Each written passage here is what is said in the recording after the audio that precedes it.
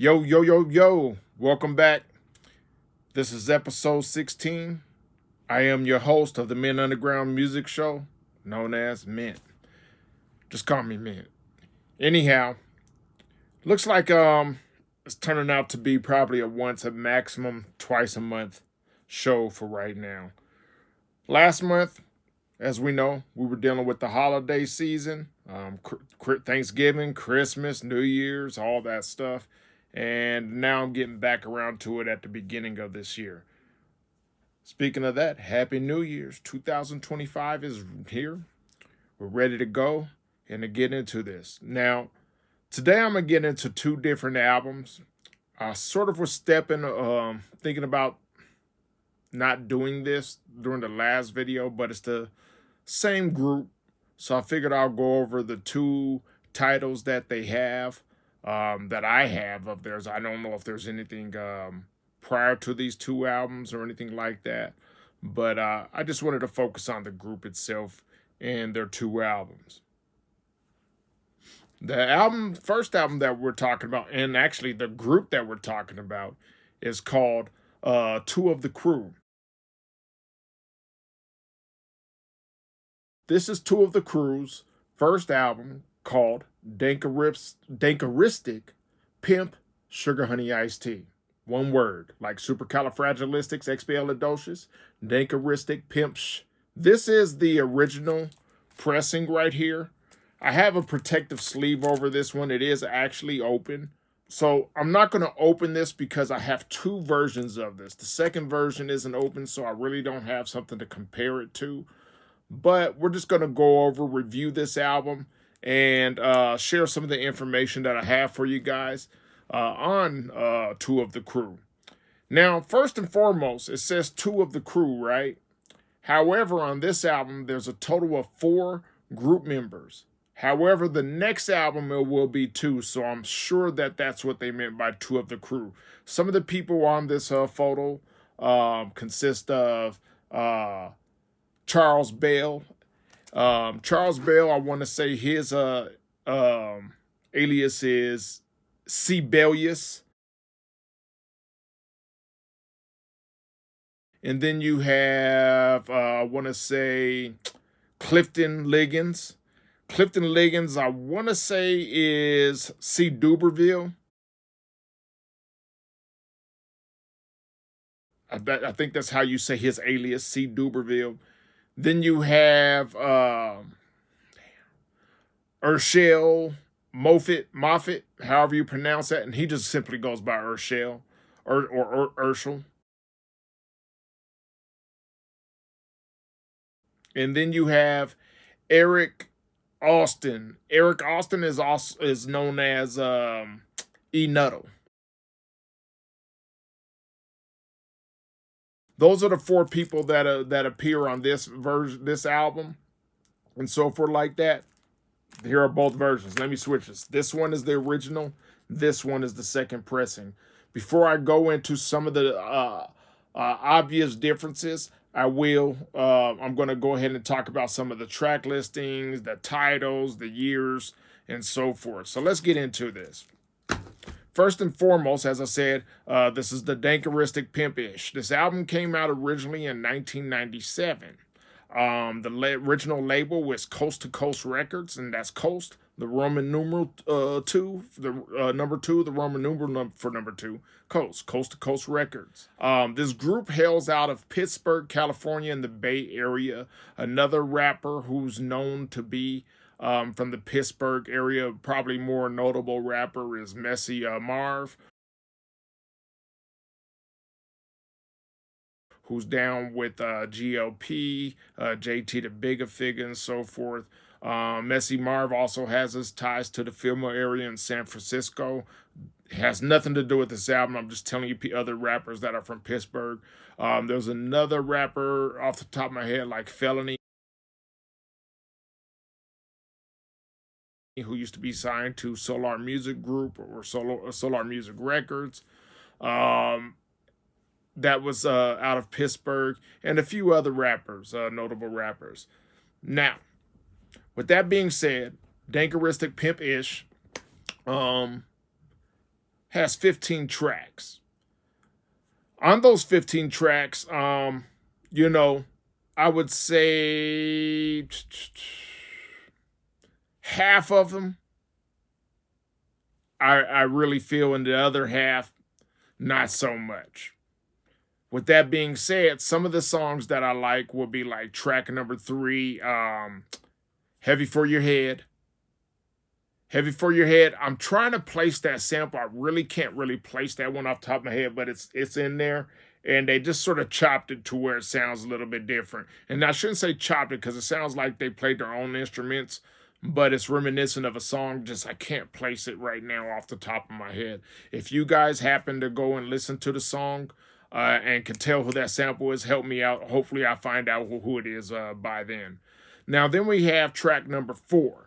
Track number 4 is Your Buttocks, ASS Home. ASS Home. Once again, I'm not saying these words, trying to keep it clean just in case it's kids. I'm sure they can spell it out, but just trying to make sure that I don't lose some of the ability to monetize in the future. So ASS Home. ASS Home is basically like when you get your home. You know what I'm saying? This one has a nice sample from the SOS Band. Tell Me If You Still Care. Tell me if you still care about me. You know, has that rhythm on here. Oh, speaking of that, before I go any further, most of these songs by the Twift crew are based on relationships, I'll say. Some street stuff as well, but more on some pimp stuff, you know what I mean? Which is why they call it the Dankaristic pimpish, you know what I'm saying? So it's more about some player style stuff. You know, it gets into those types of topics. Talks about weed smoking, choking, you know, shooting, all the regular normal stuff of the of the mid 90s to late 90s and early 2000s and stuff.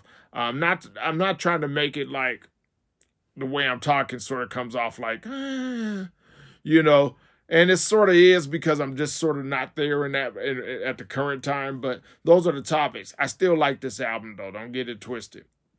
One of the other songs is the next track, track 5. As you can see, I started at track 3. Track 1 and 2, they're cool. There are no real bad songs on the album. These are just the songs that stick out for me personally. Now, track 5 is Stank Tramps, and that contains a dope sample by Anita Baker. Anita Baker's song, Will You Be Mine?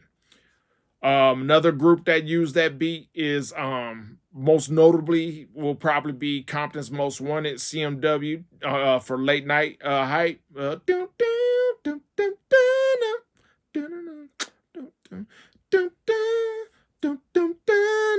You know, so anyhow, has that beat and so forth like that. Some nice rhymes and so forth like that. You know, it keeps on going on. Now, after track 5, I pretty much skip everything until we get to track 10. Track 10 is where it picks up again. So 3, 4, 5, we pick back up at track 10, and it's F On, F-U-C-K On. F On is another good song. It doesn't have a sample or anything that I'm aware of, but it has some nice production. It's more of a harder song and so forth like that, telling you to get the F on, basically. Stressing, talk about some things that they're stressing to, some things that you can relate to. A lot of people that causes a normal stress in our lifestyles, especially when you doing some street living and things like that. That's track 11, Stressing. Skipped from 10 right on to track 11, Stressing. Then we have My Folks, talk about, you know, just some neighborhood stuff, my peoples, my folks, things that we run into on a day-to-day. That's track 12. So 10, 11, 12, and then 13. Track 13 is Sliding.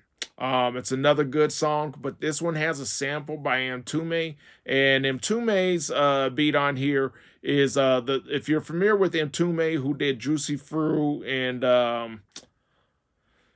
what else did they do?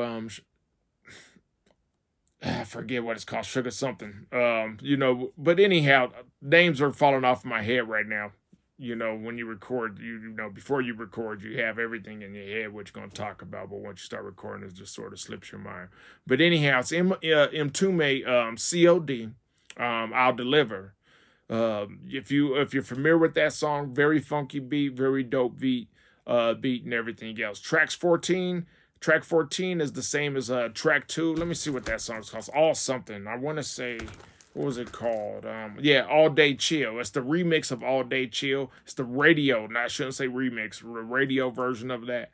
And then we get into Blowing Dome, which is, you know, about smoking and choking and stuff like that, smoking weed, things like that. You know, dope album. If I had to rate this album, I'm going to give it, it was half and half. I'm not going to give it a 5 because it was actually better than 5. I'm going to probably give it about a 7 out of 10. If that was on a mic scale, it would probably be about a 3.5 mics on that. Now, getting into it, like I said, we have 2 versions of it. We have this original version. This original version is on Coast to Coast Records, right? 1997. The second version looks very similar, but it's different. And it's on Coast to Coast Records, but it was also brought to us by Most Wanted Records. Most Wanted Records, I want to say that Most Wanted Records is out of, not Italy, but Germany. I can't really remember where they're at, but it's a good friend of mine over there. I want to say, yes, Italy and so forth like that. Most Wanted Records. This was released in 2020, 2021, Coast to Coast Records / Most Wanted Records. Now, if you turn these on the back, you'll see some of the difference. So let's get into it first. On the back of the original, you can see that it's just a plain green CD, black script. You have the UPC code and everything else like that, you know. Now, when we get to the second pressing, it's a little dressed up, a little bit different.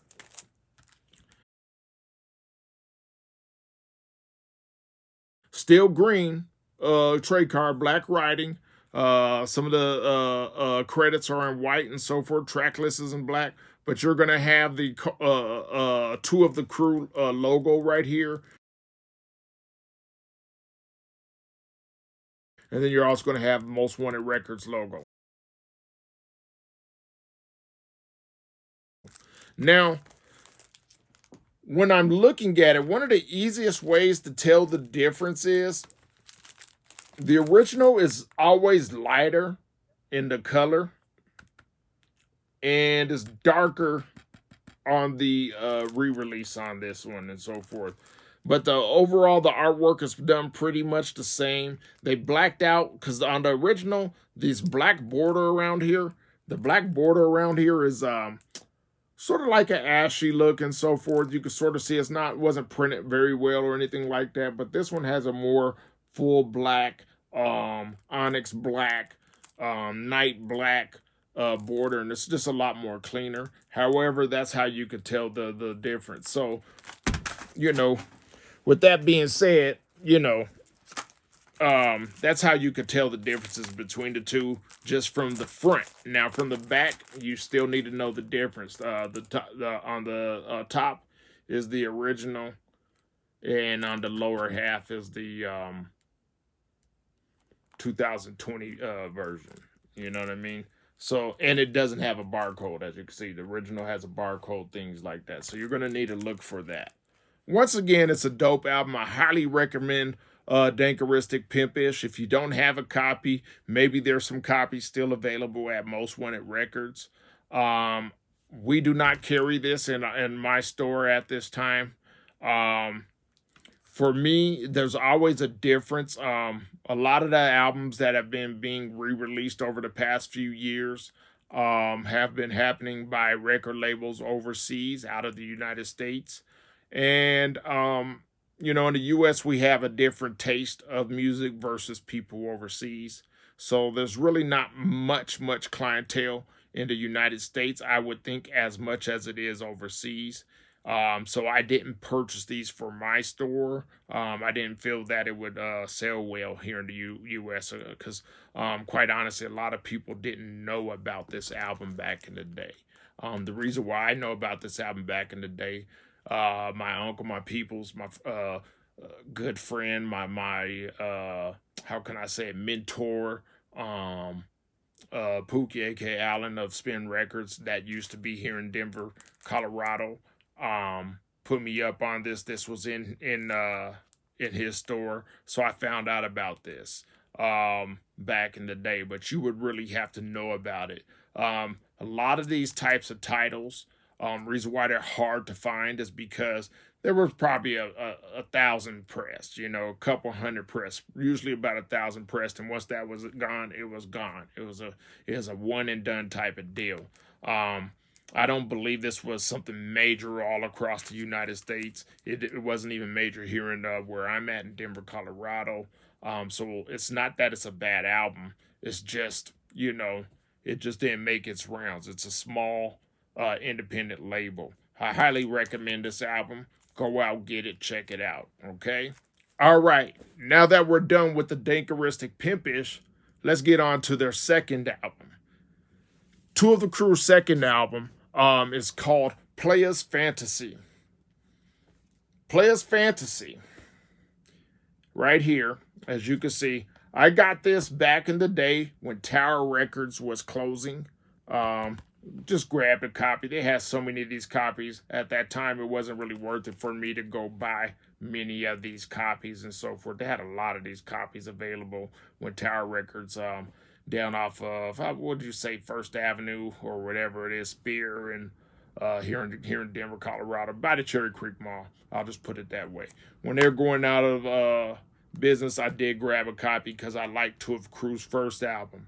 I did have, actually, I grabbed more than a copy. I had two copies. I sold the copy that I opened, and this one is for my personal collection. It's still brand new sealed, so I can't really tell you about it.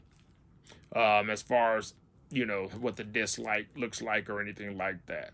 So by the time Playa's Fantasy came out, it's definitely just two of the Crew. It's no longer four people in the Crew. Okay. This would have been, at that time, I want to say Eric Enuddle on there, and C. Duberville. What is his name? Clifton Liggins. It's just those two. They describe themselves as the light-skinned one and the dark-skinned one. I don't know why they did on the album, but they did on this album. Not that it really mattered or anything like that. Now, this album has a total of 11 tracks, including the intro. So I'm going to deduct the intro because it's an intro and say that it's really 10 tracks. Out of this album, out of the 10 tracks, I'm going to be honest with you, I only like 3 of the songs, okay? The 3 songs that I liked is Touch Bases, like we're going to touch bases. This one featured JT The Bigga Figga. Speaking of GOP, out of San Francisco, the Fillmore area. That was a nice album. It wasn't a sample. They had their own beat, own production. It's more of a laid-back melody and so forth, which is what they tend to go for back in the 90s. But this album came out in 2001. It's still on Coast to Coast Records. Everything else, it's just down to 2 group members. And Touch Bases was a cool song on there. Me personally, I sort of feel JT better than the other guys, but they're still good rappers and so forth like that. It's still on the player stuff, still on the pimp player, woman slayer type of topics. It's still on some regular everyday hood living. You know what I'm saying? And then there's another song called Cheat. That will be the second song. So Touch Bases is track 7, Cheat is track 10. Cheat, basically, this dude wasn't getting no play from his girlfriend. They was pretty much arguing. He's like, basically, I'm going to cheat. You know what I'm saying? Simple as that. But it's another song that I really like. I forgot the sample. I meant to. I forgot the sample on that one. Man, I can't remember off the top of my dome. Oh, it's right on the tip of my tongue too. It's already mentioned one of my favorite samples they had was Anita Baker on a previous one. I'm trying to do this all from memory. It'll come back to me. But anyhow, and the third track is called C and E. The letter C, the and sign, and E. C and E Suites. C&E Suites is basically about getting a telly, a room, their product, everything's sweet. But they're saying sweets like SUITES, but it's really like candy, you know what I mean? And they're just on some player stuff, you know what I'm saying? Once again, that song is pretty good too. I really feel those three tracks out of 10. Even though there's 11 posts, I'm not counting the intro. I would say 3 tracks. With that being said, Cheat to me is sort of like a half a point. It's good, but it ain't that good. You know what I'm saying? So I'm gonna give it 2.5 stars out of 10. I mean 2.5 out on a level of 1 to scale of 1 to 10. I'm gonna give it a 2.5 at maximum of 3.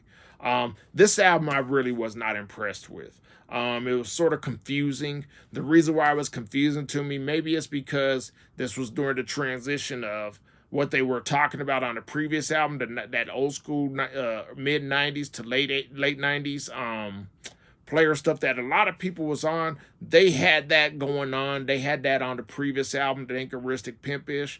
When they got to this album, it sort of seems like they were trying to figure out if they were going to go No Limit, if they were going to go No Limit record style, if they were going to go Ice Cube style, if they were going to go whatever, you know what I'm saying? It just didn't have any consistency. It just didn't have direction. I'll put it that way. So it's sort of like miscombobulated to me. Not great production, not great lyricism, and maybe they took off 4 years too many. You know what I mean? Instead of coming right back and so forth. So that's what I'll say.